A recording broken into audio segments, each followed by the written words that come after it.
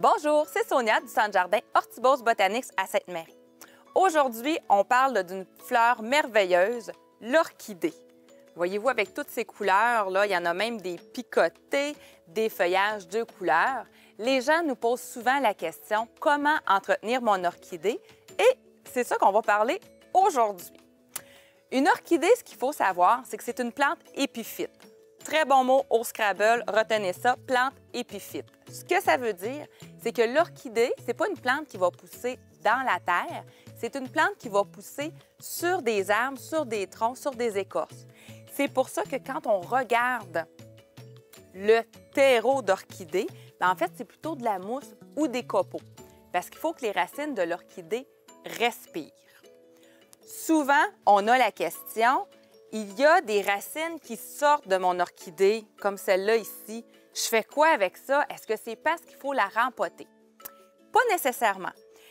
Les racines qu'on voit ici, c'est des racines aériennes. Comme on s'est parlé plus tôt, l'orchidée pousse sur des écorces, donc elle n'a pas besoin d'avoir toutes ses racines cachées, si on peut dire, là, parce qu'évidemment, ce n'est pas dans le sol.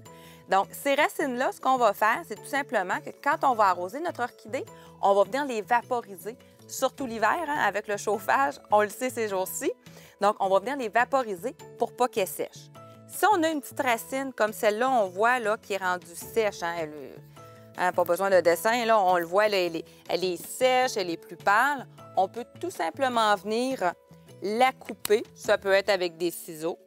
Et voilà, on vient la couper dans le bas comme ça. Et c'est pas grave, ça peut arriver une fois de temps en temps là, qu'il y en ait une qui fait ça. Les orchidées vont fleurir très longtemps. Quand une orchidée finit sa floraison, et on commence à le voir sur celle-ci, elle commence justement, là, elle n'a plus beaucoup de boutons. Ce qui va arriver, c'est que tous les boutons, les fleurs vont tomber éventuellement, et ensuite, il va nous rester la grande tige. Donc, qu'est-ce qu'on fait avec cette grande tige-là? Bien, en fait, on va la laisser là. On va attendre qu'elle commence à sécher. Et quand elle va être séchée de moitié, on va venir la couper. Il peut se passer deux choses à ce moment-là. Soit que notre orchidée va décider de refaire une autre tige à la même tige, ou ça peut continuer à sécher et à ce moment-là, on la coupera au complet tout simplement. Ensuite, c'est un petit peu votre orchidée qui va décider quand est-ce qu'elle va refleurir. Là-dessus, vous pouvez lui donner de l'engrais, soit de l'engrais vraiment à orchidée. Les algues font très bien aussi pour l'aider à stimuler sa floraison. Ce qui est important, c'est de toujours continuer à l'arroser. Une fois par semaine, on la fait tremper dans l'eau. Quand on a une orchidée dans un cache-pot comme ça, c'est l'idéal parce qu'on l'arrose, on la laisse tremper dans notre plat, dans l'eau, environ une dizaine de minutes et ensuite, on enlève le surplus d'eau. C'est la meilleure façon pour arroser les orchidées et évidemment, on n'oublie pas de vaporiser les racines aériennes. Pour savoir quand il est temps de rempoter une orchidée, bien évidemment, quand on commence à voir hein, qu'il y a plus de racines que de copeaux ou de mousse, c'est un bon indice, comme celle-là d'ailleurs. Ou aussi, des fois, les racines, ils tournent tellement que ça fait comme un ressort. La plante est en train de sortir du pot. Donc, on ne se posera pas la question. Normalement, on attendrait que l'orchidée ne soit pas en floraison pour la rempoter, mais on va faire une petite exception avec celle-là aujourd'hui. Donc, on enlève la plante du pot et voilà. Donc, vous voyez ici, cette orchidée-là, c'était plutôt de la mousse qu'il y avait. Comme ça. Donc là, ce qu'on fait, là, c'est qu'on ouvre un petit peu pour voir les racines. Là, celles-là, ils ont l'air très belles, les racines. Il n'y en a pas de noir, de brune, ou des fois, elles sont vraiment là, toutes molles. Ça, celles-là, elles sont très belles, ces racines. Donc, j'ouvre un petit peu comme ça. Ce que je vais faire, c'est que je vais prendre un terreau à orchidée. J'en ai déjà un d'ouvert ici. Et voilà, je vais en mettre un petit peu dans le fond pour compléter.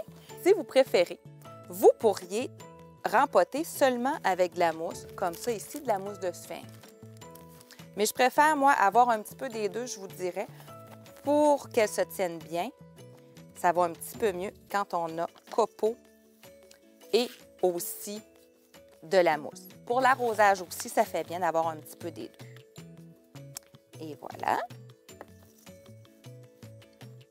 Quand le rempotage va être terminé, on va pouvoir arroser notre orchidée. Et là, comme notre pot est plus grand, si les racines aériennes, on est capable de les mettre dans le pot, allons-y, mettons-les dans le pot, il n'y a pas de problème.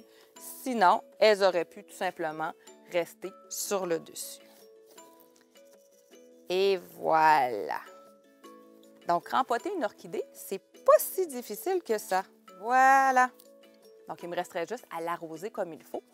Elle a peut-être soif un petit peu là, après s'être fait jouer comme ça dans les racines. Donc, j'espère avoir démystifié les orchidées pour vous. Une orchidée, c'est quand même assez facile d'entretien. Ça demande de la clarté, pas de soleil direct. Donc, on peut mettre ça dans bien des pièces dans la maison. Et c'est tellement joli, c'est tellement beau. Pourquoi s'en passer? Donc, c'était Sonia du Centre Jardin Hortibos Botanics. N'oubliez pas, si vous avez des questions, vous pouvez nous rejoindre sur notre page Facebook, sur notre site Internet, le site aussi de Botanix, www.botanix.com, ou vous pouvez aussi nous appeler. C'est Sonia du Centre Jardin Hortibos Botanics à Sainte-Marie qui vous souhaite un bon rempotage.